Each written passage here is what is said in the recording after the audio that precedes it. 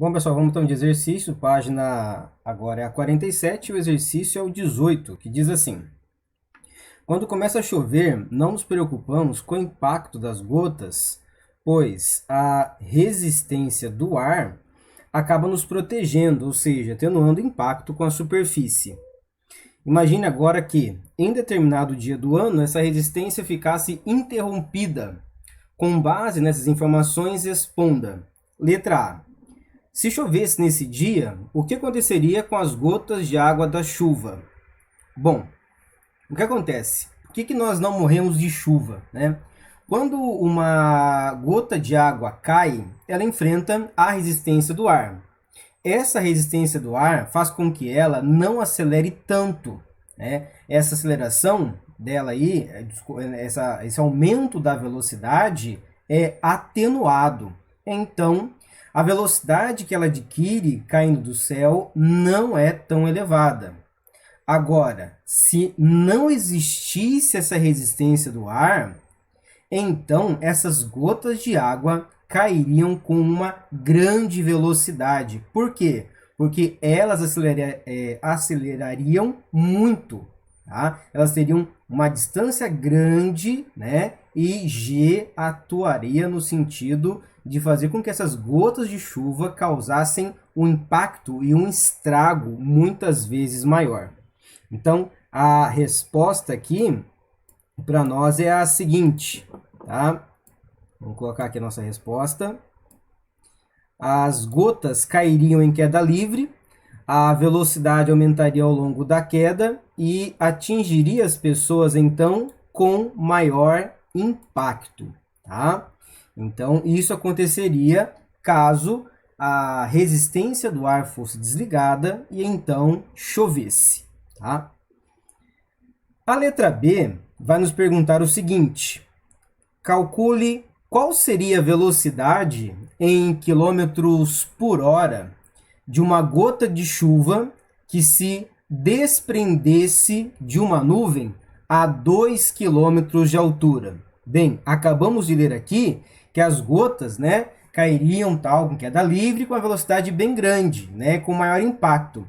Mas qual seria então o valor, né, dessa velocidade e então desse provável impacto? Vamos resolver aqui então.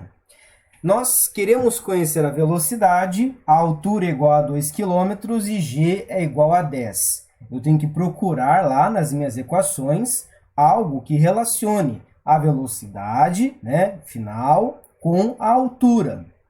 Nós temos uma equação que diz isso.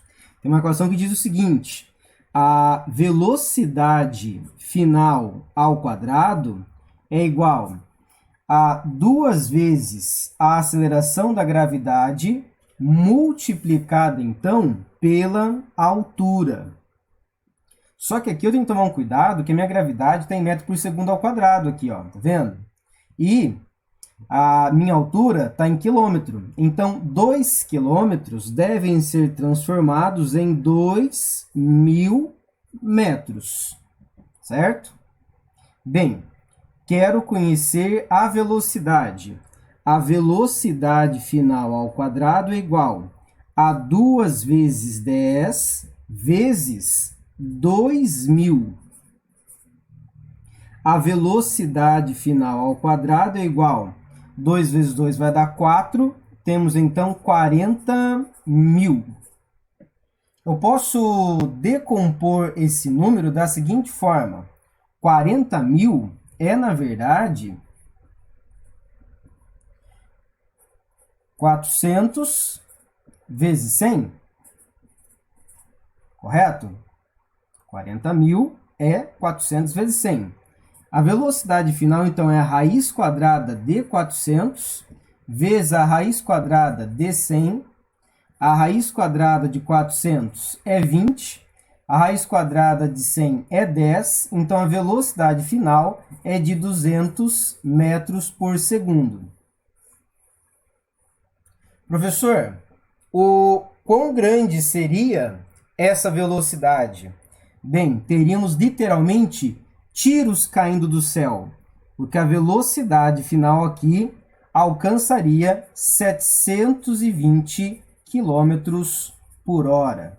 Então, não seria uma coisa muito interessante para a gente tomar aí, né, um banho de chuva nesse dia em que a gravidade foi desligada, tá certo?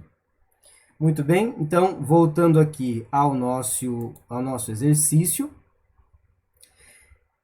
calculamos então a velocidade em quilômetros por hora, ok?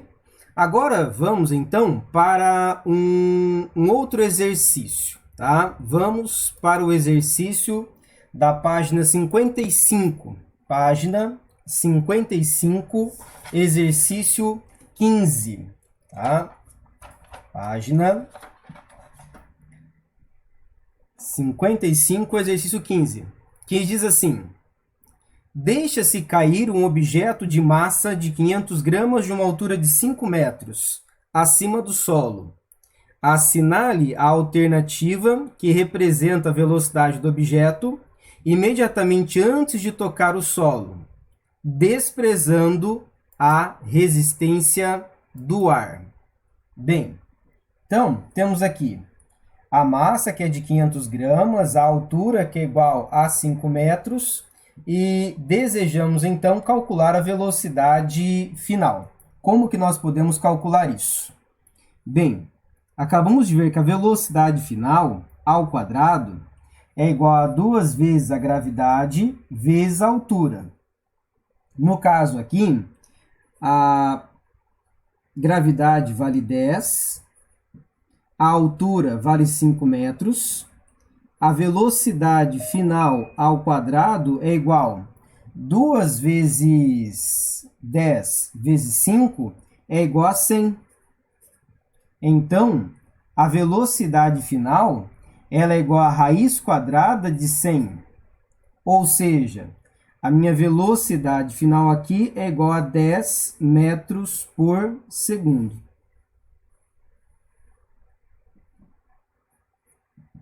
Tá? Então, a resposta para nós aqui fica sendo a letra A, né? 15, resposta letra A. Então, calculamos aqui, né? A partir da altura, conseguimos calcular a velocidade final a partir dessa equação que relaciona os dois aqui, ó, tá vendo? Velocidade com altura. Ah, professor, não tenho tempo. Justamente, quem dá origem a essa equação é Torricelli, tá? Quem dá origem a essa equação é justamente Torricelli. Vamos agora para o exercício 18.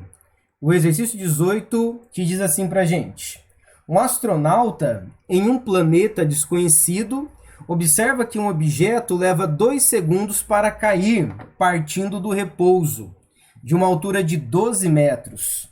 A aceleração gravitacional nesse planeta, em metro por segundo ao quadrado, é igual a quanto?